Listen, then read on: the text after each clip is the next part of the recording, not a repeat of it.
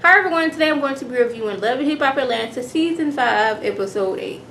So, the men of the show decided, hey, we're going to have a daddy day with our children. Show that there are some good men out there. Now, this is where I'm going to pause because I have a few questions. Like, mainly, Scrap DELEON, if your son wasn't there with you, then why did you show up? Like, this is a daddy and kids day. Like, why was you there? Because he over there sitting on the sidelines looking like he a child at school who just got in trouble right before recess and he just got to sit down and watch everybody else play.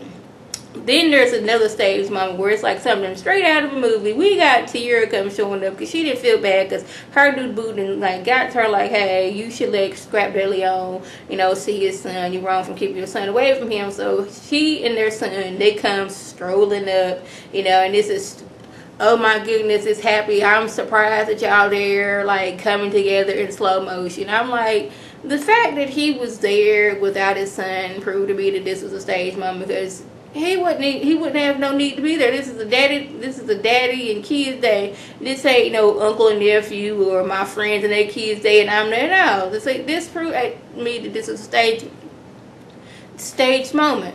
So I know there's going to be several people like, well, if you know this is a stage, why do you keep on reviewing it? I keep on reviewing it because I like the foolishness. Yes, I am a cheerleader for foolishness. I've said this before and I probably will say it again. Yes, I complain so much about the sheer stageness of the show, and people are like, why do you keep on watching this? Like I said, cheerleader for foolishness. I'm gonna keep on doing it, but like I'm need Mona to not make the stage parts look so staged. I've said that several times and I'll probably say it again. So too much partying and too many strippers has caused Lil Scrappy and Young Jock to get evicted from their place. They no longer have their little bachelor pad. They gone. But Scrappy said he ain't worried because he still got that house he owns. He put it on the market. Nobody put in the office. Like, he cool. He can go back there. He didn't really want to because there was so many memories about Bambi there. But he like, hey, I need a place to stay at. Jock, he's like, I don't know what you gonna do. You shouldn't have sold your house, got rid of your apartment, or whatever you doing. But Jock like, look here, Lil Scrappy, you asked me to come, stay with you with this little bachelor pad, and I ain't got no place to go, but you shouldn't have got rid of your place. Like, no, how long did you think you guys were going to have this little bachelor pad? Like, was this going to be like until y'all get old men? No. So now I don't know where Young Jock going to stay at with Scrap. Like, he ain't come stay. He didn't say that, but I'm getting the feeling that he ain't going to want Young Jock come staying with him. Like, why does Young Jock not have a place to stay? Like, it's like he's been on this show for like, what, 3 seasons, and I have yet to see him in a place of his own. He's always staying with Khadijah, staying with one of the mother of his children, one with the twins. So I don't know what Young Jock gonna do, but Lil Scrappy, he cool because he still got his place. He just gonna have to deal with the fact that it's memories of Bambi's there, but he ain't gonna be homeless. Let him tell it. So I'm guessing Scrap DELEON figured, yeah, I had a little weed in my car, so if I make this plea deal, I'm not gonna get as much time. But the lawyer said, they got you on drug trafficking, so I'm going to, put it out there that you had more than just a little weed if they figured that you were trafficking drugs. So she lets him know that, like, you can receive anything from 5 to 30 years in prison. So now he's looking like, I thought making this plea, I'm just gonna get a little time. 5 years is a lot less than 30 years because, like, you could have went to trial and they could have gave you the max.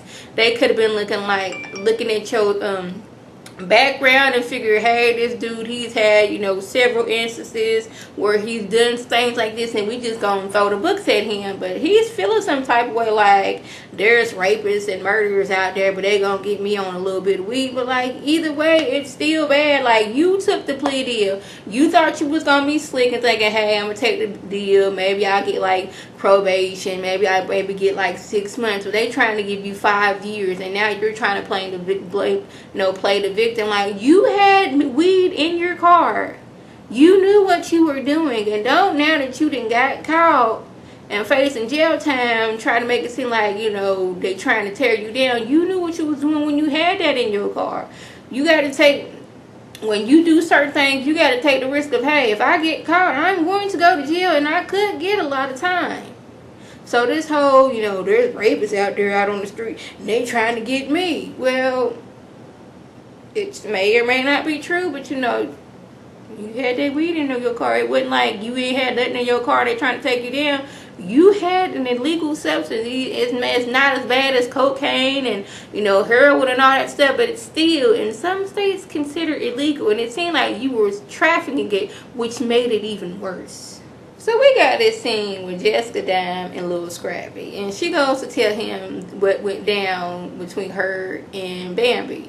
And the version she gave is completely and totally opposite of what happened. I remember what happened last week. Bambi, she was on a date with her boo, minding her own business, wouldn't start no trouble. Jessica Dime decided to take upon herself to go over there, speak a little something to Bambi. Let Bambi know that, hey, Lil Scrappy man hit me up, and now I can see why. Bambi saying, I don't know what that has to do with me. Me and Lil Scrappy are over. Why are you telling me these things? Jessica Dime, she wanted to provoke Bambi and get something out of her, and now she making it seem like, oh my goodness, I just said to me, Scrappy was trying to hit me up on the phone, and then next thing you know, Bambi turned completely hook on me. She tried to attack me. It's like, no. You were trying to get a rise out of Bambi, and Bambi wasn't really going there with you. She was just letting you know, okay, if y'all dating and y'all talking, okay, good. What does it have to do with me? Why are you telling me this? Why are you trying to get with me? And then you went on to say, I can get your man, your first man, your next man, and your last man. And that's like, and then Scrappy, he's over there like, why would doggone Jessica go tell Bambi something like that? It was because she was being messy. Like, Jessica, she spent the first, like, I want to say 6 episodes trying to be the mediator, you know.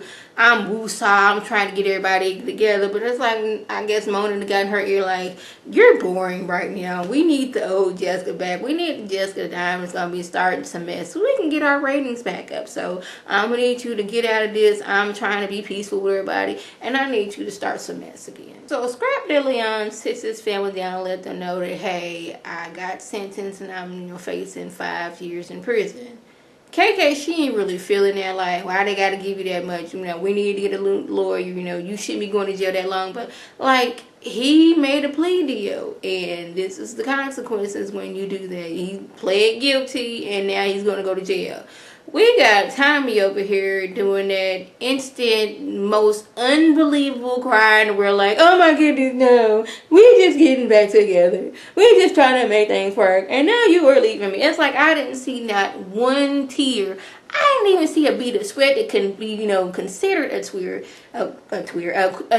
So I'm gonna need Tommy to, like, stop with this fake crying that's very unbelievable, like that not even considered a cry. You just making like a sound like you crying and like conform, you know, messing up your face. So I'm gonna need her to stop doing that. KK, your son pled guilty to these charges. Your son had weed in his car. So don't make it seem like the doggone Scrap DeLeon was minding his business driving down the street. They pulled him over, found nothing, but they're gonna charge him anyway. No, he did something illegal and now he's going to jail. So it's time for K. Michelle's listening party. It's for the people who love and hate her. You know, the people who said she was never going to become anything and now she's on her 3rd idol. So Betty Idol and Dee Smith are there. Apparently Dee Smith, her people got in contact with K. Michelle's people to do something on her album, something like that. They get there and, like, off the bat, K. Michelle wants to know, hey, I heard my makeup artist Japan say that, hey, y'all tried to do this, that, and third. With the song he tried to do, it's like, no, he had no right to do that song, though I would not apologize for him. Betty Idol, she's over there talking, and K. Michelle feels that she's being very animated, and she lets her know that, hey, you should be on Broadway. We got doggone Dee Smith and her confession talking about somebody who's animated. She going to talk about K. Michelle's body. They get the fussing and cussing. It was like a very, like, why are we arguing right now situation. I don't know where K. Michelle went, but Bambi comes in because Ariane, you know, invited her to come. She sits down and off the bat, she's like, she's not really feeling being there with Betty Idol or Dee Smith because Betty Idol got into it with Tammy. Tammy, like, pulled girl's hair and kind of whooped on her. But she lets Ariane know, I'm not really comfortable being at this table with them. If I had known this was the type of party it was, I wouldn't have showed up. We got doggone D. Smith talking about something. She's not comfortable because she's used to being on 4 legs and not 2. And I'm like, is this like a reference because Bambi is tall? Or is it, what is it? Because like, is that an insult to somebody who's tall nowadays? I'm like, I'm not really getting it. She's telling doggone D. Smith is telling Bambi, you know, we should stick together because we both transgendered women. And I'm like, really, we doing this? As much as you know, your people are discriminating. I don't want to say your people because that sounds like your community is discriminated against, and you're going to call her that, even though she's like, she was born a woman. I felt some type of way about that. And I'm like, I don't know what it is about D. Smith and Betty Idol. I don't like these two. Like, the way they're coming across. They're coming across very, like, I am better than you. This is what I do kind of situation. I didn't really like that. We got doggone Betty Idol talking about something. If she hits me, I'm pressing charges. I do not fight with animals and all that stuff. I'm like, really? We calling people animals? This is what we're doing. Like, these two, I really do not like at all. And like, where the way they're being portrayed. Because I don't know them personally, but the way they're being portrayed, I felt some type of way about it. This little last scene, we got SCRAPP DELEON trying to get his mama and Tierra together. Now, I knew that this wasn't going to come out, this wasn't going to work the way he thought it was going to work. Was one, neither like each other and neither are willing to change. And at this point, like, Tierra, like, if you don't like KK, then keep it moving. You know, you don't have to let her see your son. It would be good if she could see her grandson. But, like, if y'all not getting along, then be like, hey, I'll take my son to visit his father whenever I can and keep it moving. Like, I don't have to like you, apparently. And then at one point, it's like, KK was like, you know what I can do. Like you can end up missing and nobody will ever find out a lick of trace of evidence of where you at. And I was like, maybe you shouldn't be saying certain things like that on TV since you know you do have like a criminal background. Because if something would happen to this girl, you would be the #1 suspect. So that was the joke went on. If I left anything out, by all means, leave a comment or video response. And like always, I want to thank my subscribers and the people watching my videos. I want you to like this video, comment, and subscribe. And share this video with your friends on Facebook, Twitter, Instagram, and here on YouTube. This is Lady T signing off. Have a good one.